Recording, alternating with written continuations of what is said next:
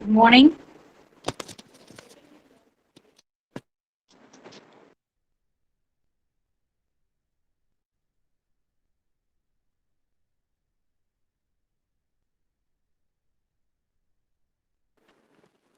Good morning. Department of Become CA of Sri Ramakrishna College of Arts and Science take pride in welcoming you all for fourth day of National Virtual Workshop on Applies of GST. I welcome today's speaker CA Anish Noor Muhammad, become ACA. He's a very young faculty specialized in handling classes for direct taxation, indirect taxation, accounting, advanced accounting, cost accounting, and financial reporting. At the same, he completed all the chartered accountancy courses at the very first attempt. We are glad to have such an eminent speaker for our workshop. Welcome you, sir. Thank you, ma'am.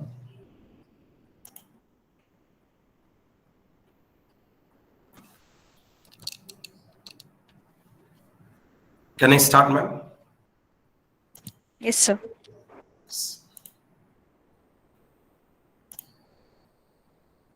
One second, let me share the screen. Okay, sir.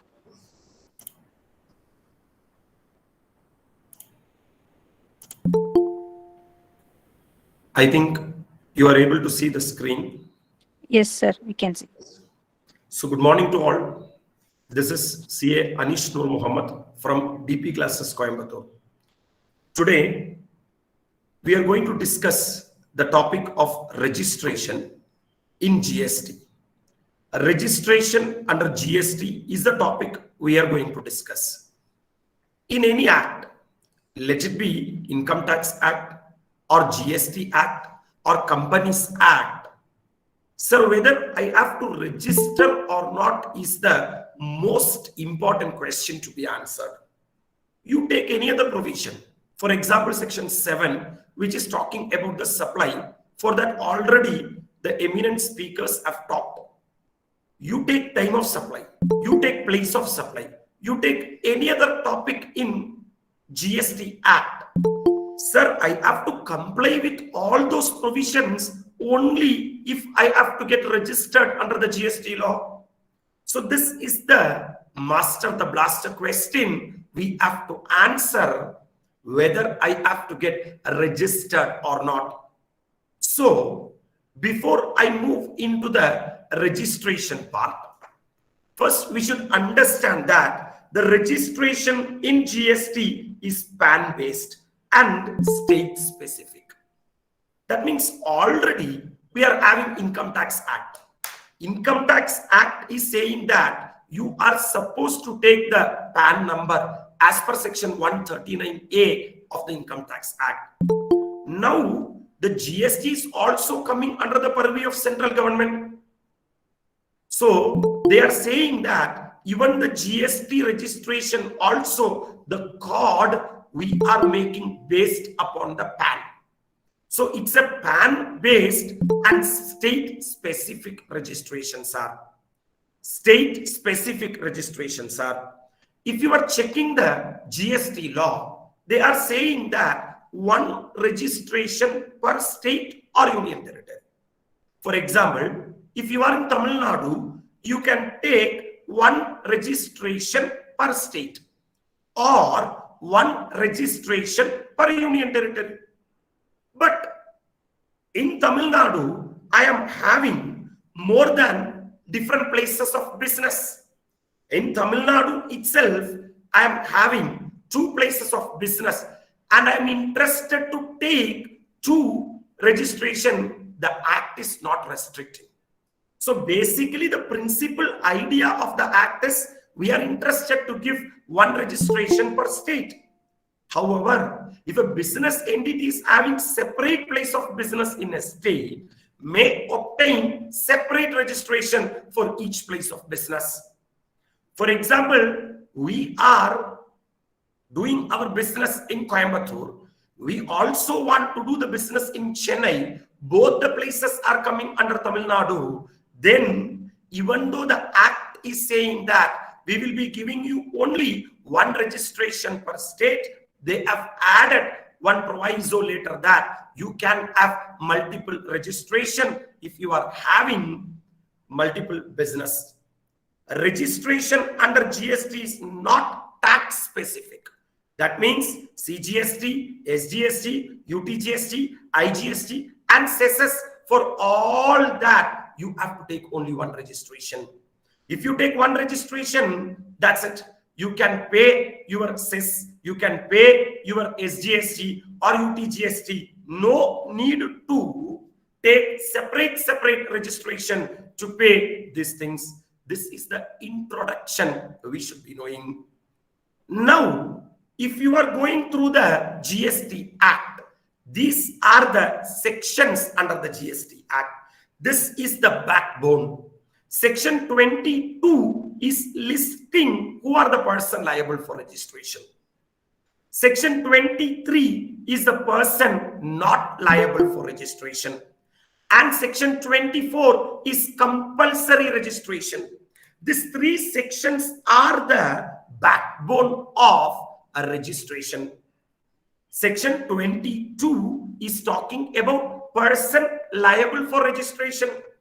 That means section 22 is saying that if you are satisfying certain conditions which has been specified in section 22, then you are liable to take registration under the GST. Section 23 is just the opposite of section 22. Section 23 is saying that even though you have satisfied the condition which is specified under section 22, you are not liable for registration. That means section 23 is a relaxation. Section 23 is a relaxation. So what we have to understand that only if I satisfy certain conditions, then only I am liable to take registration under section 22. Sir, even though I have satisfied that condition, I am not liable to take registration under section 23. But section 24 is a dangerous section. What section 24 is saying that even though you have not satisfied the condition which has been specified under section 22, still you have to compulsorily liable to take registration. That means these are the three sections talking about whether I have to take registration or not. Section 22, person liable for registration. Section 23, person not liable for registration. And section 24 is the compulsory registration. So when I go through these sections, section 22, section 23, and section 24, I will know that whether I have to take registration under the GST or not. If my answer is green signal, if I understood that I have to take the registration under the GST Act, then I should know how to take the registration. That is what explained in section 25, that is procedure for registration. Sir, section 26 is deemed registration. If you have taken registration under the CGST Act, it will be deemed that you have taken registration under the SGST Act also. SGST Act also. Section 27 is special provision for casual taxable person and non-resident taxable person. So, we are having some special guests. Those guests are called as casual taxable person and non-resident taxable person.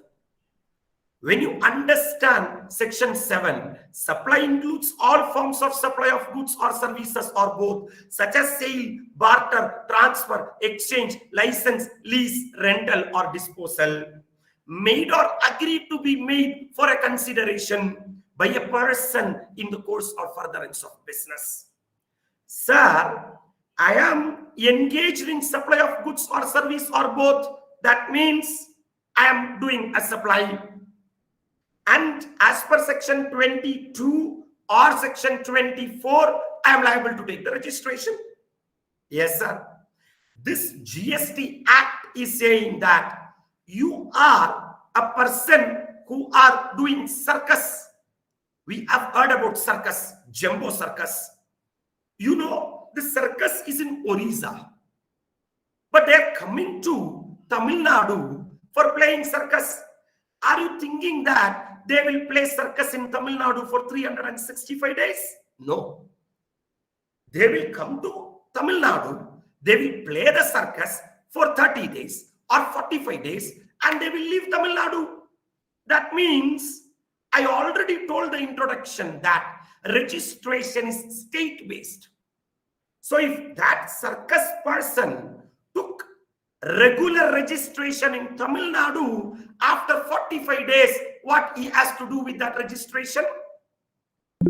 He can't, till his death, file the returns which are specified under section 37, 38, 39, 40, 41, 42, 43, 44, and 45.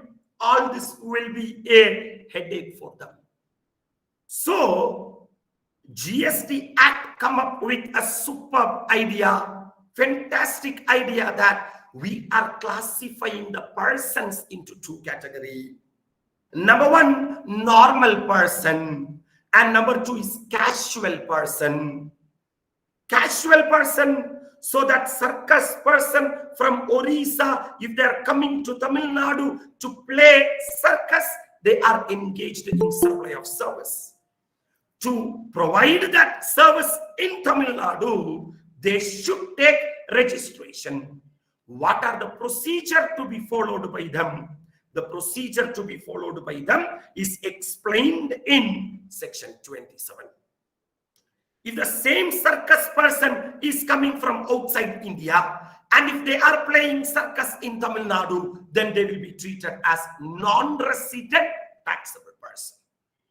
So, if you are a casual taxable person or non-resident taxable person, then for you, the provisions of taking registration is not covered in section 25, because section 25 is the procedure for registration. For you, you are special, so section 27 will be applicable. Special provisions for casual taxable person and non-resident taxable person. Sir, after I take the registration, there are certain amendments I want to make, sir. Section 28 is talking that how you have to make the amendments. Section 29 is talking about after you take the registration, if you want to cancel the registration, how to cancel the registration. Under certain circumstances, the proper officer may cancel the registration. If they cancel the registration, you are going and saying that, please don't cancel my registration. Yes, I have not filed a return because of this reason. Please allow me to continue under the GST. Then whatever registration has been cancelled will be restored. That is what section 30, a revocation of cancellation. This is the scope of a registration in the GST law. Starting with section 22, talking about person liable for registration. Section 23, person not liable for registration. 24, compulsory registration. 25 is the procedure. 26 is deemed registration. 27 is special provisions for casual taxable person and non-resident taxable person. 28 is amendment of registration. 29 is cancellation of registration, and 30 is revocation of cancellation. In that, the hero is section 22. Section 22 saying that who are the person liable for registration? Sir, if you are coming under this section, then you have to take the registration. So section 22 is person liable for registration. They are saying that those who exceed the threshold limit. So whether I have to take a registration under the GST or not is based upon the threshold limit. Sir, in Income Tax Act, we are paying income tax more than basic exemption limit. The same way in GST, they are having the threshold limit. Is your aggregate turnover. This is the word they have used in the act. Aggregate turnover exceeds 20 lakh, then you have to take registration. And after the GST at present, they are creating as much confusions as possible. Sir, the aggregate turnover. Sorry for the interruption, but your screen is not visible, sir. It's just a white screen. We can't able to see anything. 1 second. Please take your time.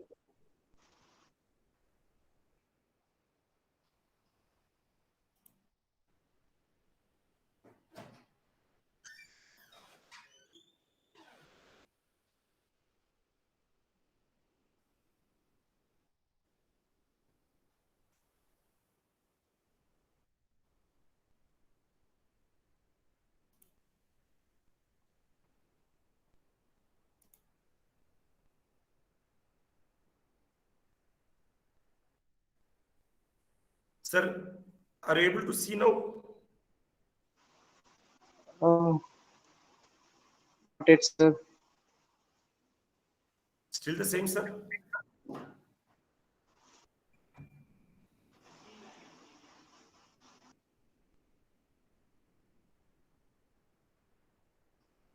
Hello, sir. Still the same? Are you able to? no, sir. And not able to see any screen even with the name of your presentation. 1 second.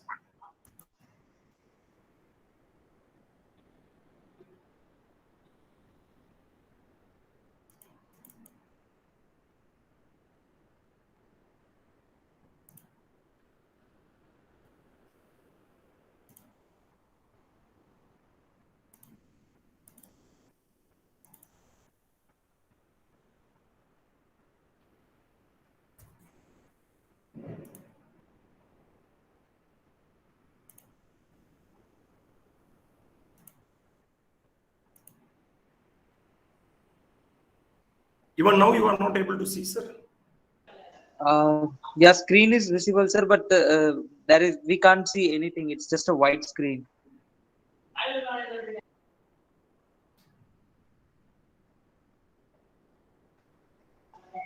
But it's okay, sir. We are fine. We are fine with it. That's fine. Let me check, sir. 2 minutes. Yes, sir. Sir, I have to share in tab or window or entire screen, sir. Sorry, sir. Sir, I have to share with this tab or window. I guess you have to go with the window, sir. The window which you're going to present. Yes, sir. Keep that window and your window only. But your window is there something on your window? I guess your presentation method is right there, but the window is empty. I don't know the reason why. For me, it is sharing.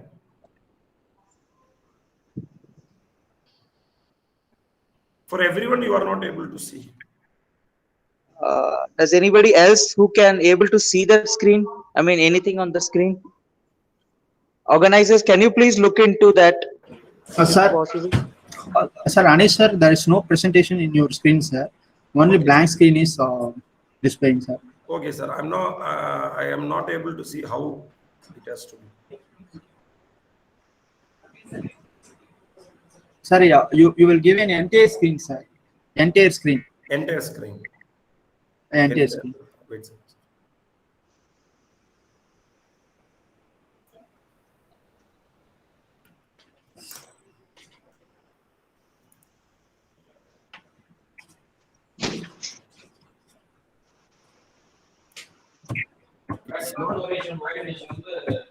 It's not coming, sir. Entire screen is not coming.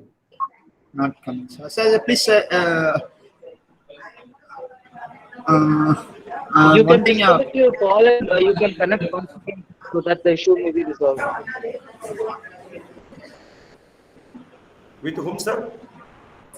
I guess you can disconnect and try once again so that it could be the I serial? have done so many times, sir. Okay, okay. Sir, you click the presentation, sir, on window. Click the window that will be displayed, sir. 1 second, sir.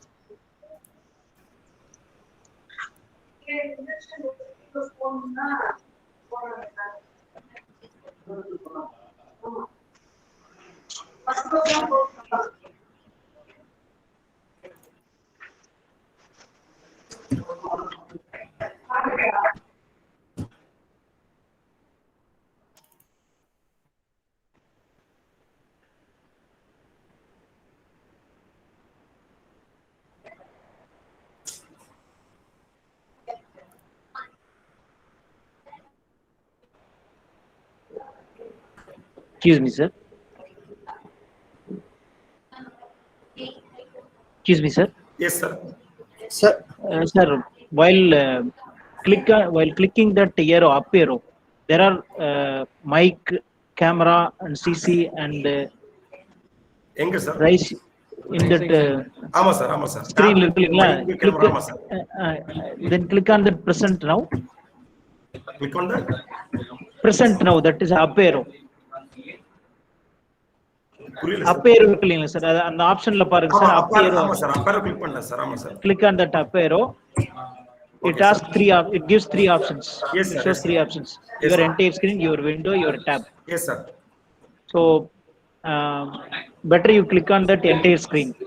Sir, if I'm clicking entire screen, it is asking share. Okay, you share. But nothing is coming, sir, when I click the share button.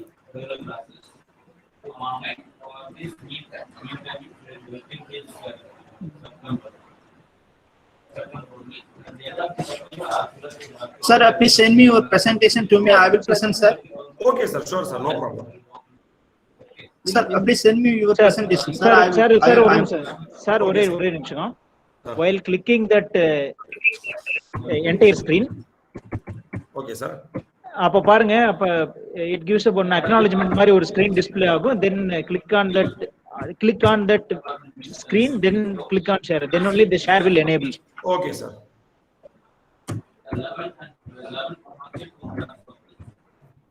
Now sir, the screen. Now? Yes, it's coming, sir. Now it's coming. Now, okay, sir. Yes, sir. So, shall I continue with my presentation? Yes, sir. Sorry for the inconvenience.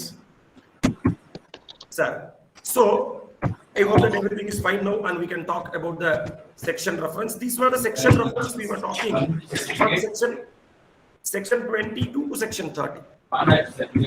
Section 22 is person liable for registration. 23 is person not liable for registration. I think someone's mic is on. 24 is compulsory registration. 25 is procedure for registration. 26 is deemed registration. 27 special provisions for casual taxable person. 28 is amendment of registration. 29 is cancellation of registration. And section 30 is revocation of cancellation. Coming to section 22, person liable for registration. This is where we were talking.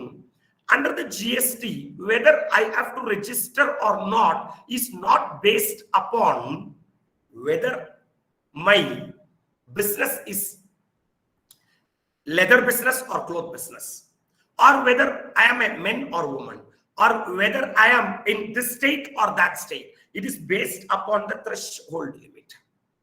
So how we are paying the income tax? The same way, if our income is exceeding basic exemption limit, then only I am liable to pay the income tax.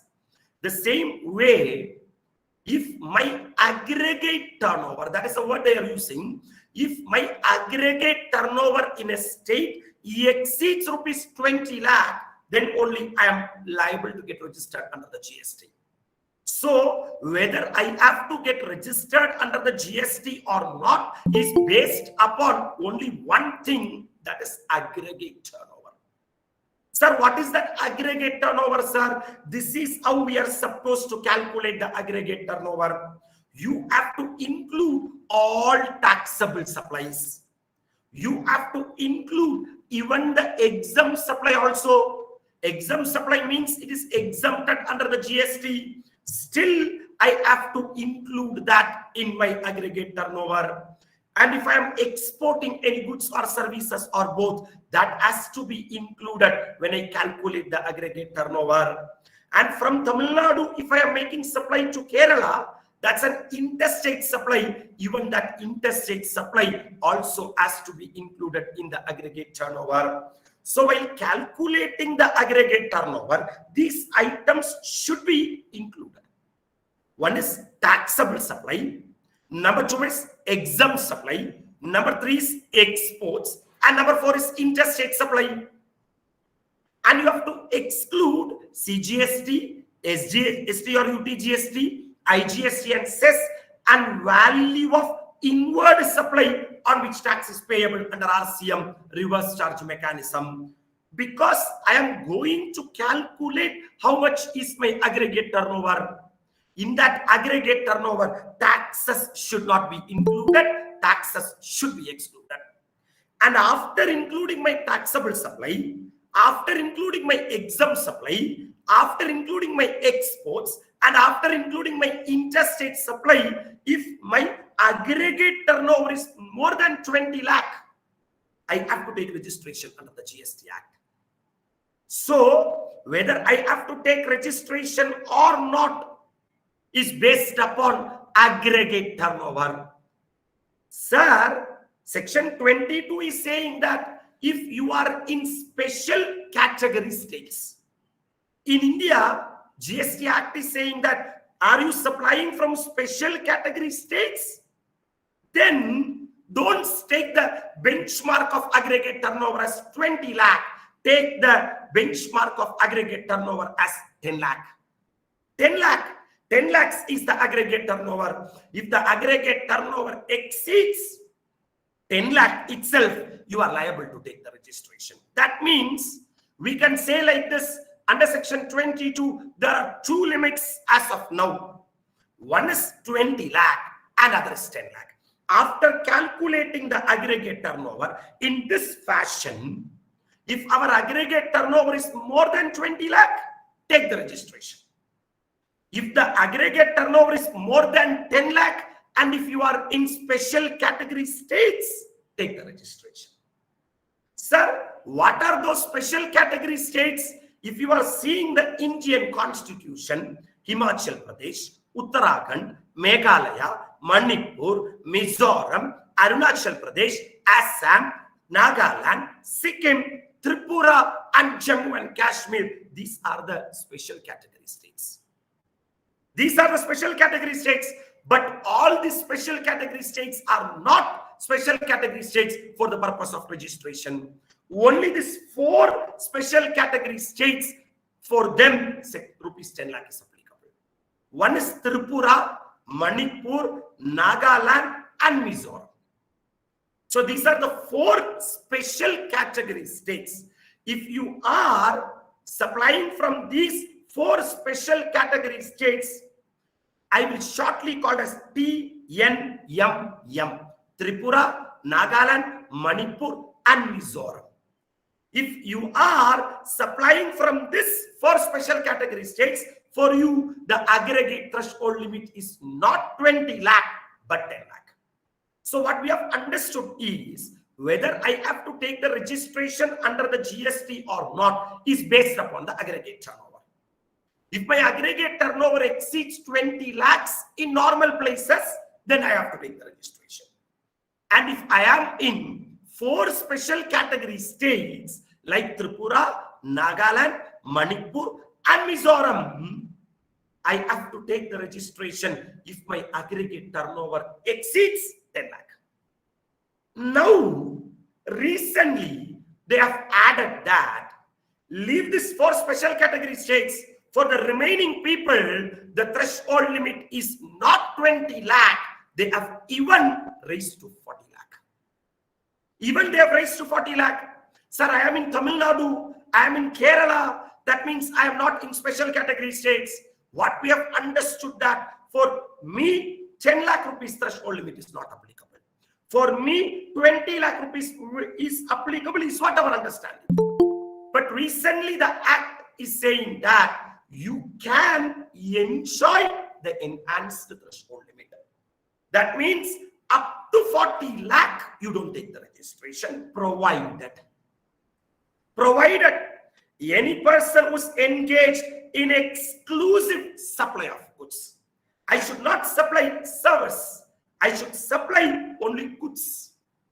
If I'm supplying only goods and my aggregate turnover does not exceed 40 lakh, means no need to take registration under GST section 22. So now we can summarize like this. The available threshold limit under the GST Act is either 40 lakhs, that is exclusively for goods, or 20 lakhs, that is for services, or goods and services, or 10 lakh in special category states, as the case may be. Sir, this 40 lakhs they have set by way of notification. In that notification, they have specifically told that if you are covered under section 24, that is compulsory registration, for you, this 40 lakhs will not be applicable. Why? Because section 24 is compulsory registration. There is no question of aggregate turnover. Even if your aggregate turnover is less than 10 lakh, less than 20 lakh, less than 40 lakh, don't see the aggregate turnover. The central government is listed certain people. Are you covered under that list? Take compulsory registration. That's it, matter over. That means this 40 lakh story will not be applicable to people who are covered under section 24. Or you are engaged in supply of ice cream, pan masala, and tobacco. For you people, this notification will not be applicable. Even though you are engaged exclusively in goods, you can't enjoy this 40 lakhs limit if you are a dealer of making supply of ice cream, pan masala, and tobacco, or person making intra-state supplies in Arunachal Pradesh, Manipur, Meghalaya, Mizoram, Nagaland, Puducherry, Sikkim, Telangana, Tripura, and Uttarakhand. For this special category states, as per the constitution, either for them 10 lakh rupees will be applicable or maximum 20 lakhs rupees will be applicable, because in these states and all, reaching 20 lakhs itself is a big question.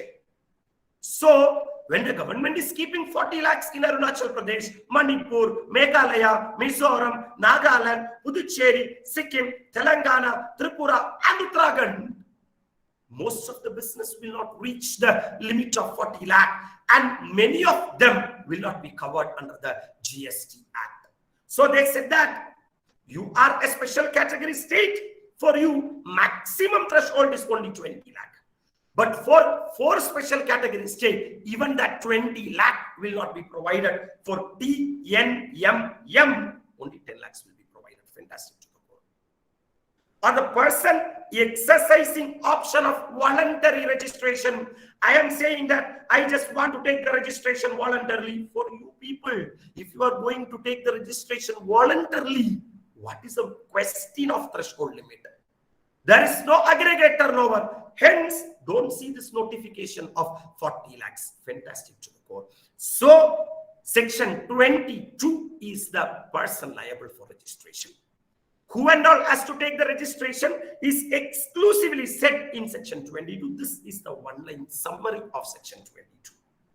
Whether I have to take the registration or not is based upon aggregate turnover. After calculating the aggregate turnover, there are 3 limits applicable now in India. Either 40 lakhs or 20 lakhs or 10 lakhs, as the case may be. If you are seeing this example, this is a guy, Aarti of Assam. Assam. Is Assam a special category state of 4? No. Exclusively in supply of shoes. That means they are supplying only goods. That means since Aarti is situated in Assam, they can enjoy the benefit of 40 lakhs. So the aggregate turnover is only 22 lakhs. No need to take registration because the applicable threshold limit is 40 lakhs. Brilliant to the core. If this Aarti is supplying pan masala from Assam, we have understood that for ice cream, for pan masala, this notification enhanced limit will not be applicable. That means the applicable limit will be 20 lakhs. Her aggregate turnover is 22 lakhs. That means she has to take registration under section 22. Sir, if Aarti is exclusively supply of taxable service, the notification specifically saying that, are you exclusively supplying goods? Then enjoy 40 lakh. Otherwise, for you, the normal 20 lakhs will be applicable. And her aggregate turnover is 22 lakhs. Sir, the threshold limit applicable is 20 lakh. Has to take registration under section 22 of that. Sir, she is engaged in supply of both taxable goods and services. That means notification will not be applicable. Why? Because section 22 is saying that if you are engaged specifically, exclusively in goods, for you, you can enjoy 40 lakh. She is engaged in both taxable supply of goods and services. The threshold limit will be 20 lakh. She has to get the registration. Fantastic to the core. Coming to Geeta of Sikkim, she's in Sikkim. Exclusively in supply of toys. Sir, when I'm talking about that 40 lakhs, they have specifically told that this is not applicable to Arunachal Pradesh, Sir, Manipur, Meghalaya, Mizoram, Nagaland, Puducherry, Sikkim. That means if you are supplying from Sikkim, don't think of that enhanced limit. For you, the maximum will be 20 lakhs only. And they are supplying toys and their aggregate turnover is 22 lakh. Take registration under GST. Exclusively supplying taxable service, 20 lakhs is the limit. Aggregate turnover is 22 lakh. Take registration under GST. Both taxable goods and services, 20 lakhs is the limit. Her aggregate turnover is 22 lakhs. Take registration. Coming to Ashoka of Mizoram. What is the speciality of that Mizoram? Mizoram is a special category states. We have said that there are 4 special category states are there. Tripura, Manipur, Nagaland and Mizoram. So Mizoram, 40 lakhs will not be applicable. Mizoram, 20 lakhs will not be applicable. The threshold limit applicable will be only 10 lakh. If they are exclusively supply of paper, 12 lakhs aggregate turnover, take the registration. Supply of taxable service, the threshold limit applicable will be 10 lakh. 12 lakhs is the aggregate turnover, take the registration.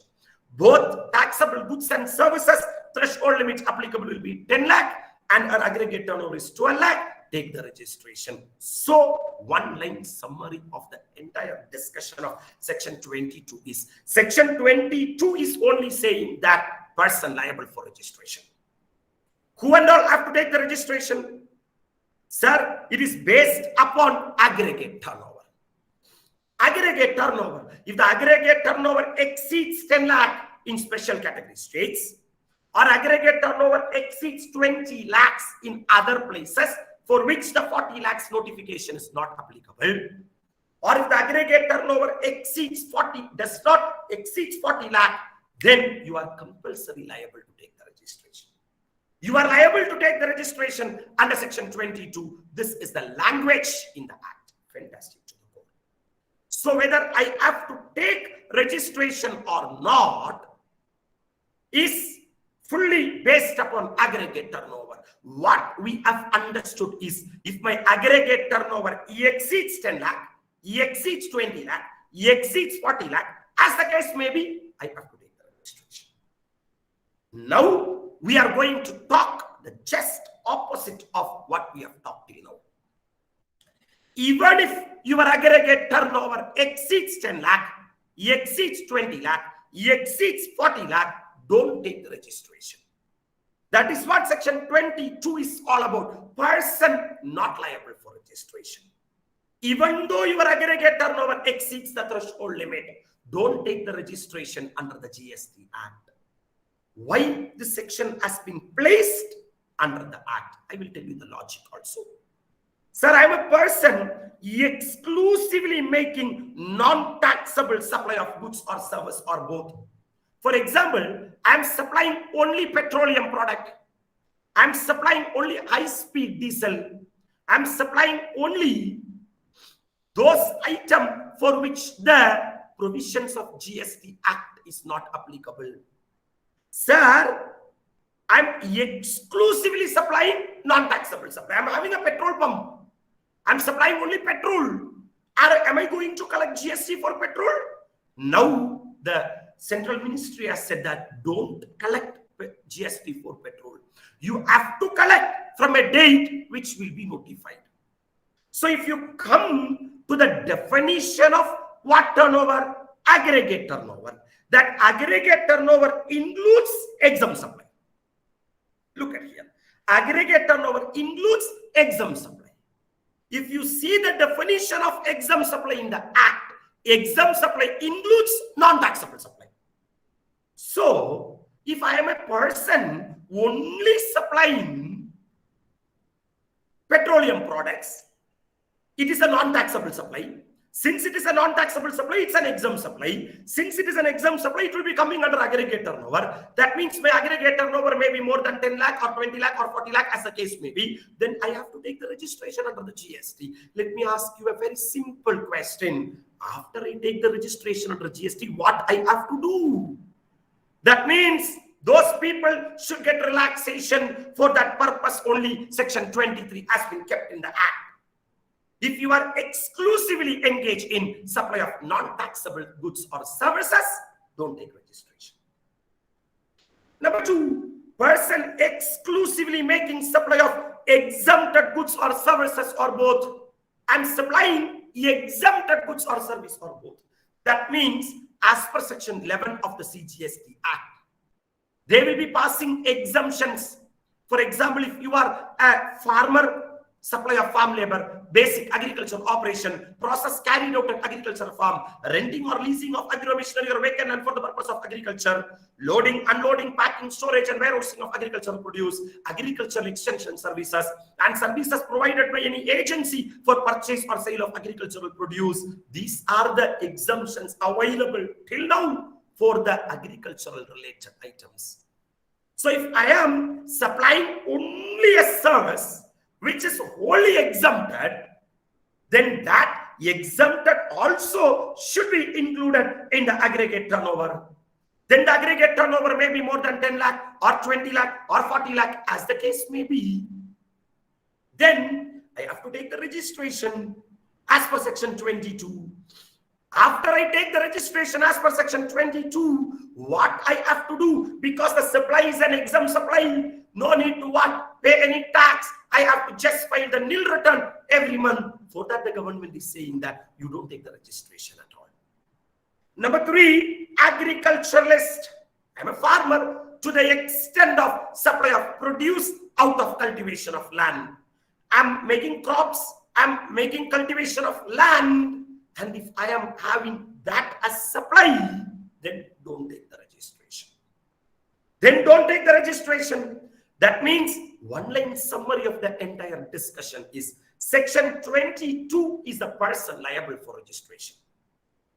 And section 23 is person not liable for registration. Section 22 is saying that if your aggregate turnover exceeds 10 lakh or 20 lakh or 40 lakh as the case may be, you have to take the registration. Section 23 is saying that even though your aggregate turnover exceeds 10 lakh, exceeds 20 lakh, exceeds 40 lakh, don't take the registration. That means section 23 is a relaxation. Section 23 is a relaxation. So we are playing section 22 and 23. But when you see the angle of section 24, section 24 is saying that compulsory registration. Don't see the aggregate turnover and all. Don't see the aggregate turnover and all. Are you a person falling under this category? Are you a person falling under this 12 category? Then you have to compulsory liable to take. Number one, interstate supply subject to notification. I'm making interstate supply. I'm making interstate supply from one state to another state. Then, even though your aggregate turnover is less than 10 lakh or 20 lakh or 40 lakh, as the case may be, take the compulsory registration.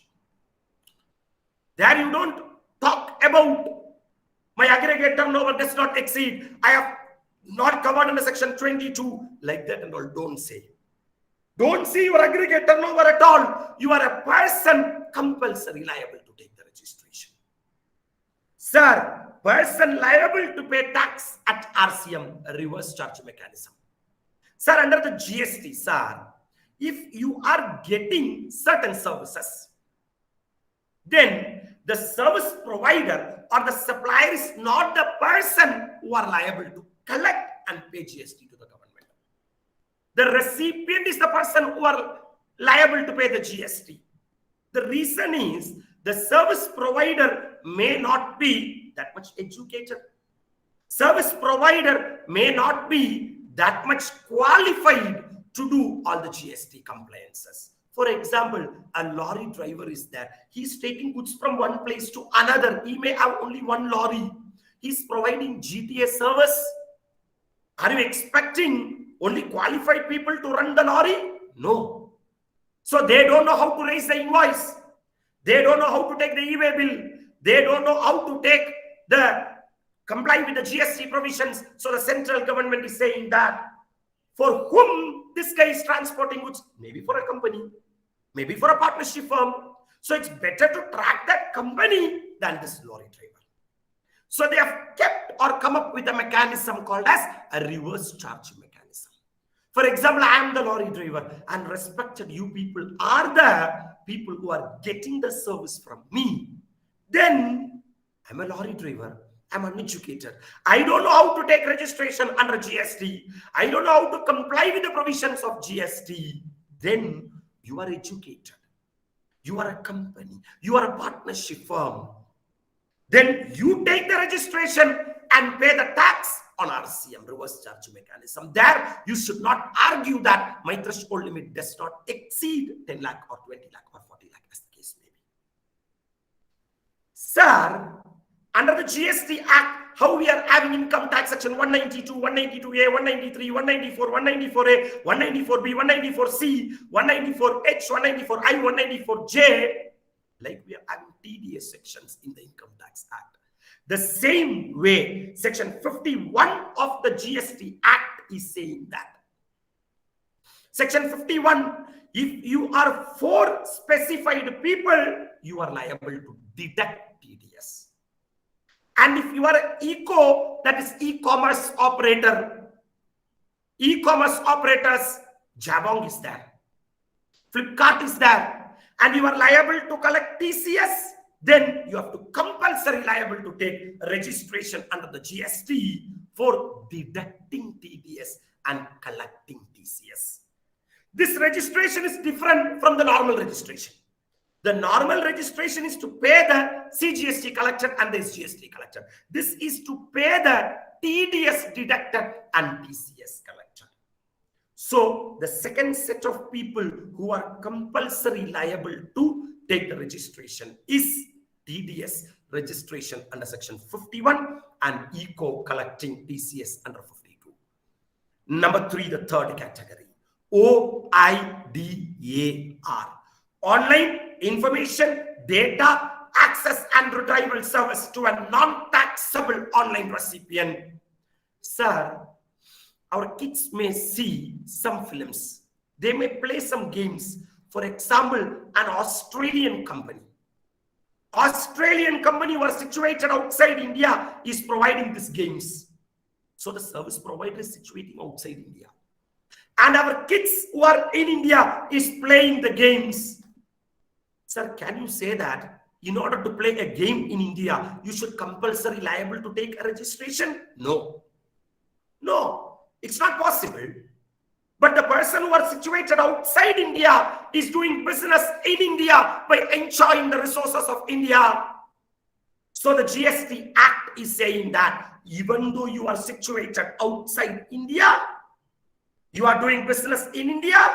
That means from the non-taxable online recipient. Our kid is the non-taxable online recipient. We have not taken registration. So we are not taxable. And we are getting the service in online. That is why our name is non-taxable online recipient. So we can't take the registration. They have to compulsory take the registration. Who? The OIDAR. Online Information, Data, Access and Retrieval Services. Sir, if you are having an office, for example, my head office is situated in Chennai, and I'm having various branches. One of the branch in Tamil Nadu, another branch in Kerala, another branch in Karnataka. What I'm deciding is a corporate system. Let all the bills come to head office, and being an head office, I will settle all the bills to my creditors. I will settle all the bills to my expense people. Then this head office can register as ISD, that is Input Service Distributor. Input Service Distributor. If you want to act as an Input Service Distributor, take compulsory registration as ISD. There, you don't argue that my aggregate turnover does not exceed the threshold limit. So these are the first set of people. Number one, are you making interstate supply? Take compulsory registration. Are you a person liable to pay tax at RCM? Compulsory registration.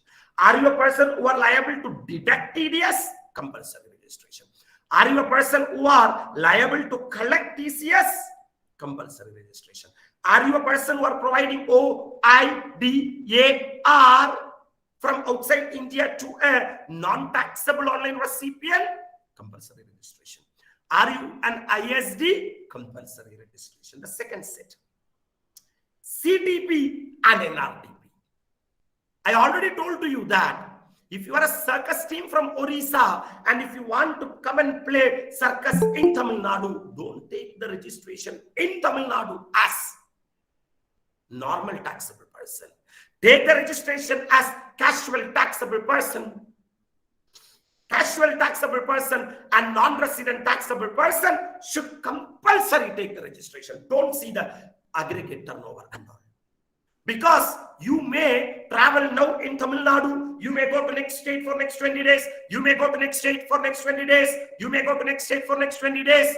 Then it is very difficult to track for the government whether your aggregate turnover is exceeding or not. They don't want to lose the revenue. They said that, are you interested to come and play your supply or service in one state? Take the compulsory registration in that state, irrespective of the aggregate turnover. Or you are coming from outside India, you are a non-resident, then a non-resident taxable person, NRTP also has to compulsory take the registration. Sir, e-commerce operator. I have talked about e-commerce operator. Sir, if you are an e-commerce operator and are you liable to collect TCS, then for the purpose of collecting TCS, take the compulsory registration. In the Act, GST Act, Section 9 is talking about levy and collection of CGST. In that Section 9, subsection 5, they are saying that there are 3 services are there. If these 3 notified services are supplied through e-commerce operator, the person liable to pay GST is the e-commerce operator. For example, there are 3 notified services are there. If that 3 notified services has been supplied through e-commerce, then the person liable to pay GST is the e-commerce operator. There, they should not take the TCS registration. They should take the normal registration to pay GST for the 3 notified services. Or are you a person supplying through eco? Sir, I'm selling my goods or services through eco. Then you have to compulsory take the registration. Sir, I'm an agent or otherwise. I'm acting as agent or otherwise of some person or any other notified person by government. Then I have to compulsory take the registration, sir. So when you see from the start, Section 22 is the person liable for registration? We can summarize like this. Sir, if my aggregate turnover exceeds 10 lakh or 20 lakh or 40 lakh as the case may be, I'm liable to take registration. Section 23 is saying that person not liable for registration, even though your aggregate turnover exceeds the threshold limit, still you don't take the registration. Are you a person exclusively engaged in supply of non-taxable product? Don't take registration. Are you a person exclusively in supply of exempted product? Don't take registration. Are you a person exclusively engaged in agricultural produce? Don't take registration to the extent of the agricultural produce. And for the notified people, if you are a special notified people, then don't take registration. Sir, who are that notified people, sir? Sir, when you see section 24, it is compulsory registration. I told to you that for compulsory registration, don't see the threshold limit. That means the first person covered is interstate supply. Interstate supply. Sir, if I am making interstate supply, then I am liable to take the registration, compulsory registration. Sir, I may make interstate supply of goods or interstate supply of services. Correct? So, sir, if I make interstate supply of goods or services, whether I am compulsory liable to take registration? No. For that, they are having certain relaxation. That relaxation is covered under section 23. What is section 23? Person not liable for registration. Under section 23, we are having a category of notified person. That means if the government saying that, notifying that, if these people are not liable to take registration, means even though they are covered in section 24, they will get the benefit under section 23. Sir, we have understood that if you are making interstate supply, you are compulsory liable to take registration. But for that interstate, they have come up with 3 notifications. Even though you are making 3 interstate supply, don't take compulsory registration. Person making interstate supply of taxable services. That means I'm making interstate supply. It is not taxable goods, it is services. Then you enjoy 20 lakh or 10 lakh as the case may be. Sir, why there? 40 lakhs is not there because 40 lakhs is applicable only for goods. Here I am talking about services. For service, anyway, 40 lakhs will not be applicable. Fantastic to the core. That means if I am making any interstate supply of taxable services, I can enjoy still the threshold limit of 20 lakhs or 10 lakhs as the case may be. That means if I am making interstate supply of goods, then Gali, I have to compulsory liable to take registration, even if it is 1 rupee. Sir, person making interstate taxable supply of notified handicraft goods or notified product from craftsmen by hand.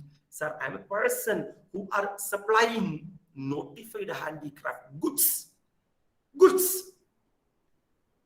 Still I can enjoy 20 lakhs or 10 lakhs as the case may be.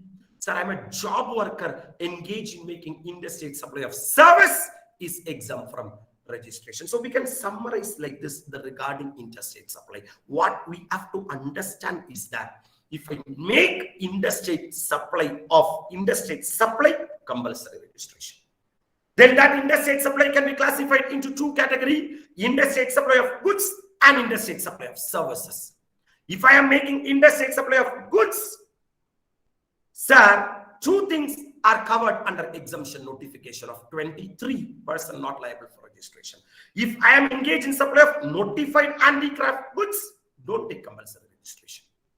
CTP of handicraft goods or handmade shawls, don't take compulsory registration. These 2 people can enjoy even though they are engaged in interstate supply of goods up to 20 lakhs.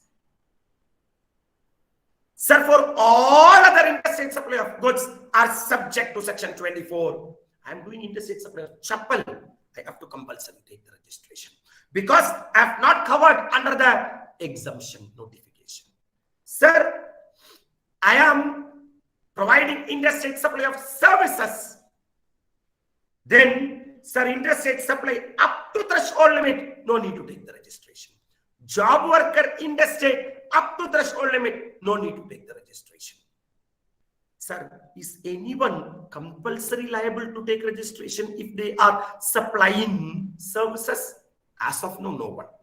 Except jewelry and goldsmith. If you are engaged in interstate supply of gold, silver, or jewelry products, even though it is interstate supply of service, you are compulsory liable to take registration. So we can summarize like this. Section 22 is the person liable for registration. We understood that it is based upon aggregate turnover. If aggregate turnover exceeds 10 lakh, 20 lakh, or 40 lakh, then you are liable to take registration. Even though my aggregate turnover exceeds the threshold limit, I'm not liable to take registration if I'm coming under section 23. That is a person not liable for registration.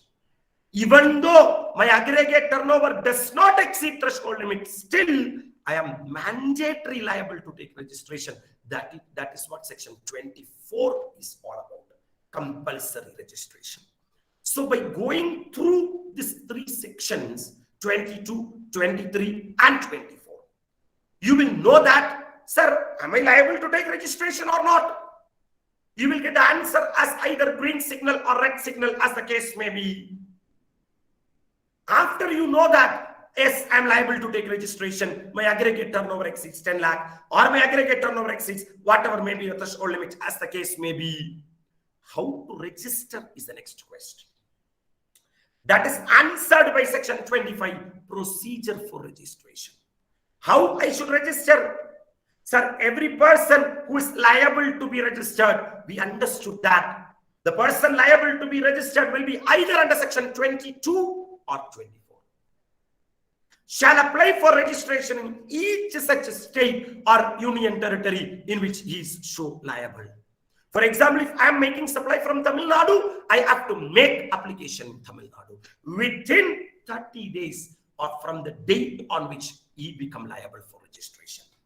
That means today, if my threshold limit exceeds 10 lakh or 20 lakh or 40 lakh, as the case may be, or today I falls under section 24, that is compulsory registration, then I'm having a breathing space of 30 days. Within 30 days, I have to apply for the registration. For example, if Mr. A is engaged in taxable supply of service in Rajasthan, Rajasthan is not a special category state. They have given that supply of service. That means 40 lakhs higher limit cannot be enjoyed. Then the threshold limit applicable will be 20 lakhs. And they are saying that 1st September is the date the aggregate turnover exceeds 20 lakhs. Means they are having breathing space of 30 days. Then they have to get registered within 1st October in the state of Rajasthan. So section 25 is talking about procedure for registration. And I already told at the start that it's a state-wise registration. I can't take all India one registration under the GST. For example, if I am making supply in Kerala, I have to take a separate registration in Kerala. If I'm supplying from Tamil Nadu, I have to take separate registration in Tamil Nadu. Fantastic. Person seeking registration may be granted single registration in a state or union territory. So initially they are talking about single. But are you having multiple places of business in a state? No problem. You are having two options. Either you take single registration and you declare your multiple place of business as additional place of business. For example, I'm in Coimbatore and I'm also in Chennai. So I can take Coimbatore as the single registration and Chennai as my additional place of business. Or you are having another option. Apply for separate registration for each place of business. For example, I may have only one PAN. In Income Tax Act, the PAN is assessee based and not business based. I may do cloth business in Coimbatore and I may do chapel business in Chennai. I may feel that I don't want the same GST registration number for both the business because it will be very difficult. So I can apply two separate registration even though I'm situating in same state. So that is allowed. Sir, if you see section 22, person liable for registration, we understood that your threshold limit should be more than 10 lakh, 20 lakh or 40 lakh as the case may be. Even though your threshold limit does not exceed that, I have to take compulsory registration under 24. That means the compulsory registration is applicable only for 12 people who are covered under section 24. Sir, assume a situation where my threshold limit does not, my aggregate turnover does not exceed threshold limit. And I have not covered under section 24 also. That means I'm not 12% also. But still, I'm having a wish to register under the GST. The GST provisions are saying that you can. We are allowing voluntary registration as per section 25, subsection 3. Even though you are not liable to get registered under section 22 or section 24, and you are still wish to be a registered person with us, no problem, come and register. So what I told to you is in one state only, one registration will be allowed. But if you are having multiple places of business, multiple verticals of business, you can have separate registration. For example, with one PAN, I am taking one registration in Coimbatore and another registration in Chennai. Then for the purpose of this act, GST Act, this, even though the owner is the same, it will be treated as distinct person. It will be treated as the distinct person. It will be treated as two separate people. So any supply made between these two people will be treated as deemed supply. Even though there is no consideration, we are liable to pay GST. For that purpose, we will be treating them as distinct person. Sir, I understood that I am liable to take registration under section 22 or 24. Or I want to take voluntary registration under 25, subsection 3. So is there any prerequisite under the GST law to take registration? Yes, you should have the PAN. Without the PAN, under Income Tax Act, you can't take GST registration. That means PAN is mandatory. Sir, in compulsory registration under section 24, we talked that are you a person liable to deduct TDS under section 51?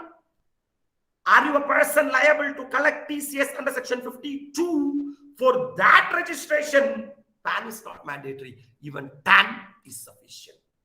Even TAN is sufficient. Now, how they made that PAN is mandatory, they said that you should link with the Aadhaar also. You should link with the Aadhaar authentication also. When you are going through the registration process, you should give your PAN and you should give your Aadhaar details. Sir, 25 subsection 7 is talking about non-resident taxable person. Are you an NRTP? We already said that. Who is an NRTP? A person who are coming from outside India, who occasionally who are supplying goods or services or both in India. Sir, for them will the PAN will be there? No, because they are not a regular person of India. We can't expect them to take a PAN number under the Income Tax Act. Income Tax Act. So for them to take the registration procedure will be done based upon the other documents such as their passport, their visa, etc. and all. Etc. and all. Section 25, subsection 8. Sir, I am a person who are liable to take registration under section 22 or section 24. And I am not taking registration. Then the proper officer will compulsory make me mandatory registration under section 25, subsection 8. Sir, if I am a UNO, consulate, embassy of foreign country, then for me, when I take the registration, the department will provide a number called as UIN, unique identity number. Unique identity number. The purpose of this number, unique identity number, is if these people are providing any service, it is exempt from GST. If UNO, consulate, embassy is providing any service, then it is exempt from GST. Sir, but if any person is providing service to these people, for example, I am providing service to UNO, I am providing service to consulate, I am providing service to embassy, then I should collect GST from these people. And these people will get refund under section 54 of the GST Act. To get that refund to these people, when they take registration, a specific unique number will be provided that is called as unique identity number. Unique identity number. So 25 subsection 10 to 12 is talking about that the registration certificate, RC, that is for normal people, or UIN shall be granted or rejected after due verification within 7 working days. Within 7 days, they will be giving either RC or UIN. So, section 22 is the person liable for registration. 23 is the person not liable for registration. 24 is compulsory registration, and 25 is procedure for registration. 26 is talking about the deemed registration. So if I take registration under the Central Act, it will be deemed as I have taken the registration under the State Act also. The grant of registration, RC or UIN, under the SGST Act or UTGST Act shall be deemed to be granted registration under the CGST Act also. If I take registration in state, it is equal to taken registration in center. So that is what section 27 is, deemed registration. 26. 27 is special procedure for casual taxable person and non-resident taxable person. I am a CTP or NRTP. I want to take registration under GST. Sir, a CTP should be having a PAN, but NRTP will not be having a PAN. Because NRTP is a person who are situated outside India. Sir, CTP should file GST REG 01 form for registration as if a normal person is asking for registration. Because a CTP is a person who is situated in India only. So how a normal person asking for registration, in the same way a CTP should also ask. But NRTP is not a normal person. He is a person from outside India. That means the department should be able to quickly verify that how many NRTPs has asked special registration. For that, a special form they have designed that is called as GST REG 09. GST REG 09. So if I'm a CTP applying GST REG 01, REG stands for registration. And if I'm an NRTP, apply with GST REG 09. 09. Sir, CTP has to file as normal GSTR1, GSTR2, GSTR3B, all that. But this NRTP has to file only simplified return in GSTR5. In GSTR5. Sir, what is the special procedure for this CTP and NRTP? Sir, I am a circus person from Orissa coming to Tamil Nadu to play circus. And I will be in Tamil Nadu for next 45 days, means I will be having an estimate that how many people will come and see that circus.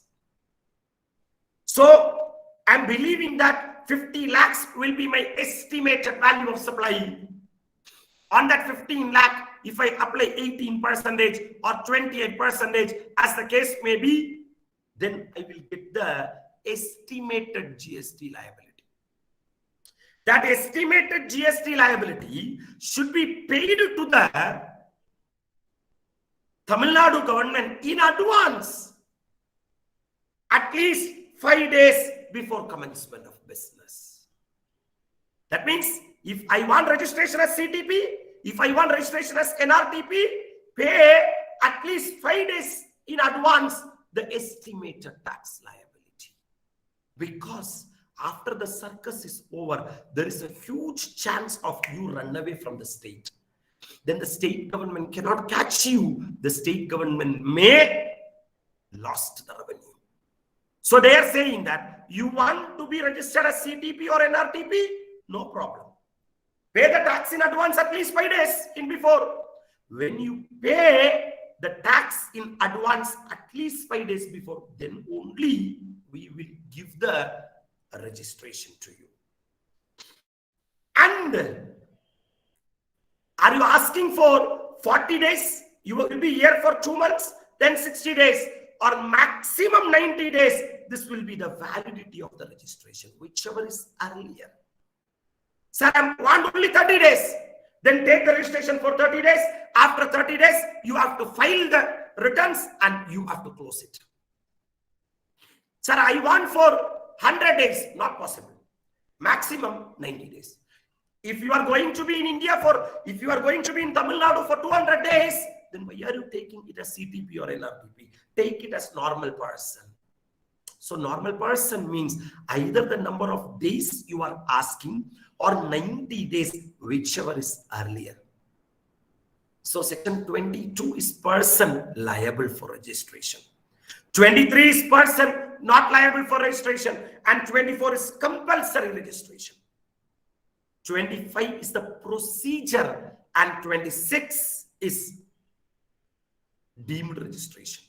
27 is special provisions for casual taxable person and non-resident taxable person. They have to pay the tax in advance at least 5 days before. And for them, the maximum number of days the registration allowed generally will be 90 days. I took the registration, sir, because either I covered under section 22 or I covered under section 24. Or myself gone and took the registration as voluntary registration under 25 subsection 3. But when I take the registration as per section 25, as per the procedure, I have given my phone number, I have given my email ID, I have given my partner's name, I have given the registered place of business. But after taking registration, something is changing. You don't worry.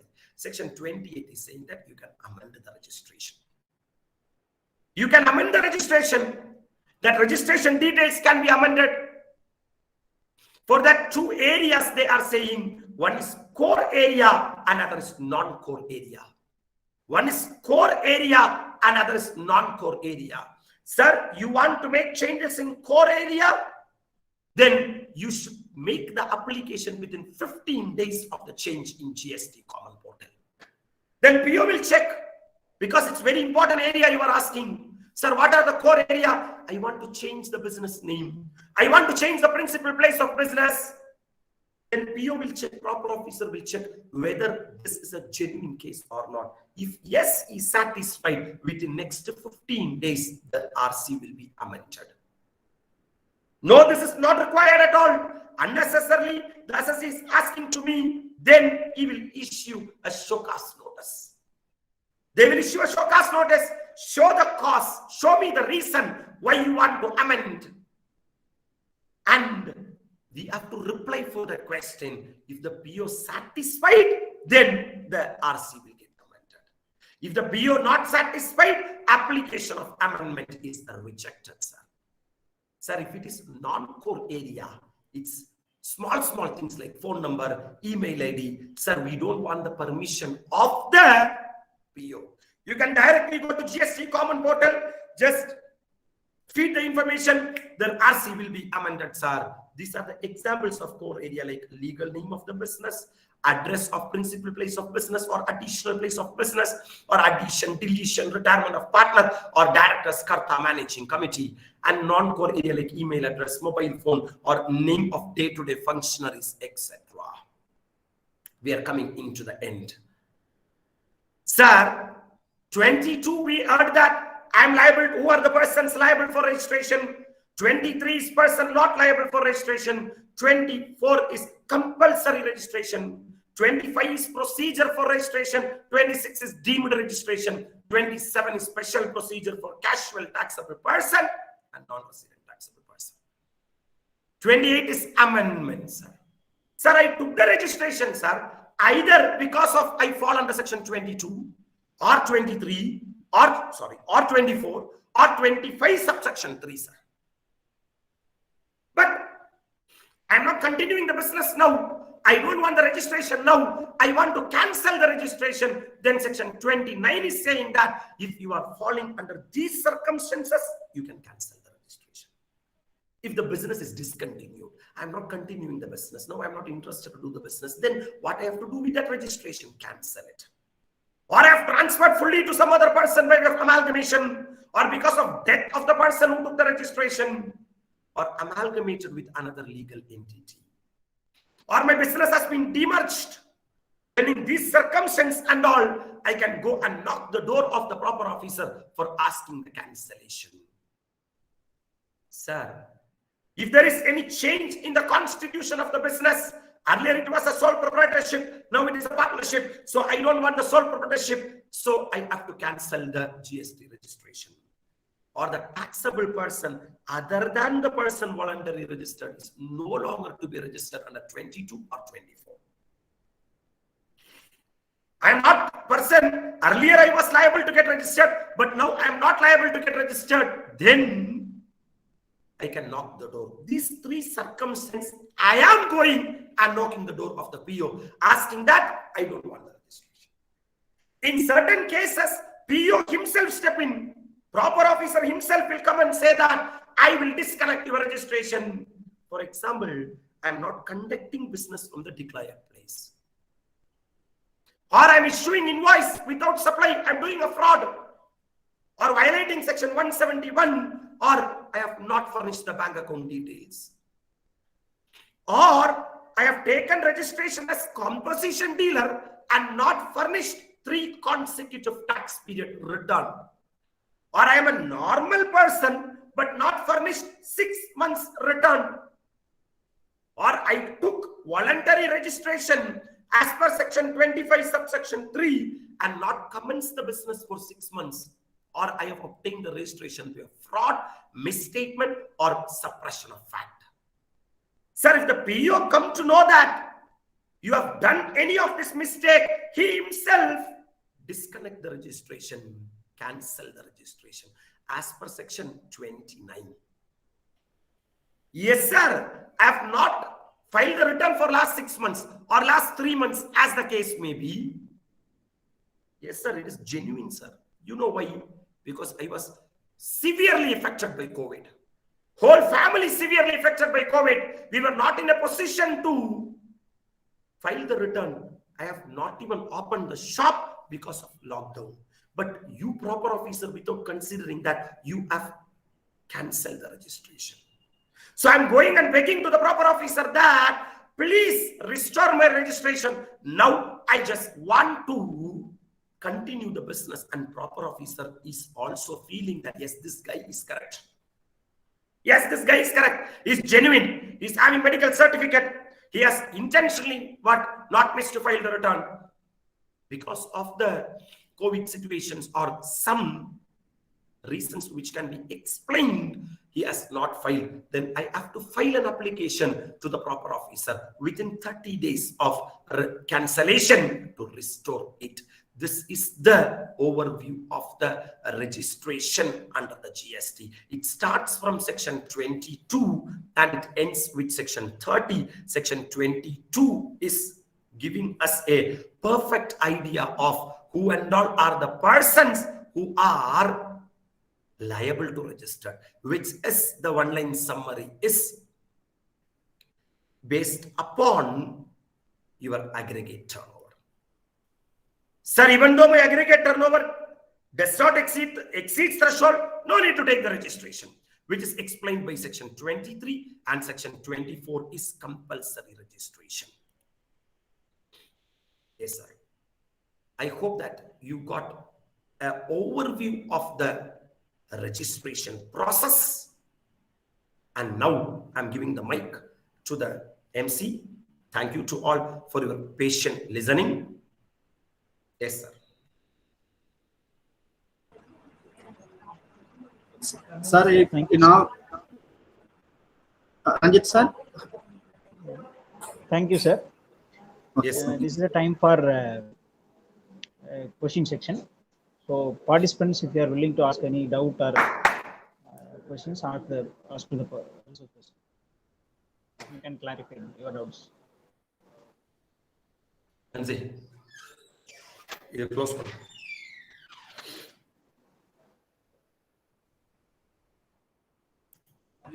Participants, I request you to ask any questions regarding the registration procedure. If you have any doubt or clarification regarding registration, please ask the question.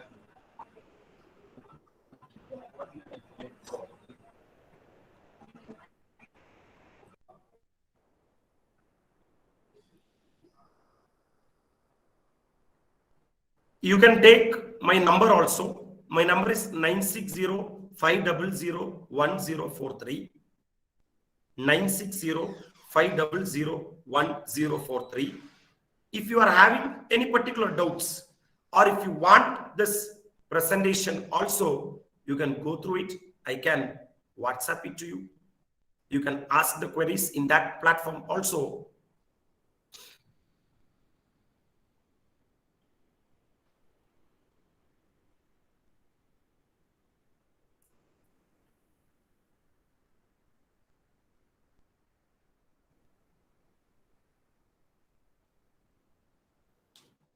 Okay, sir. Okay. Thank you. Thank you, And sir. next vote of thanks.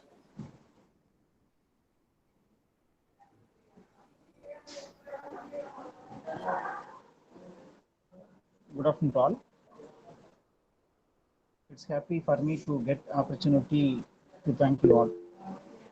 I would like to express my gratitude to our managing trustee, CA-SRCAS Charitable Trust, and principal, Sri Ramakrishna College of Arts and Science, for their valuable support and guidance for organizing this program. And I thank our chief guest, Mr. CA Anish Noor Muhammad from DP Classes, for your wonderful speech about the overview of GST. You have explained well about different sections of GST, how to register that. So thank you, sir. Thank you. Welcome. I would like to extend my gratitude to our HOD and faculty members of BCom CA department for their support for organizing this program. And I thank all the active participants for your patient listening. And finally, I thank our students for the support for organizing this program. Thank you all. Anish sir. Yes, sir. Sir, very good presentation, sir.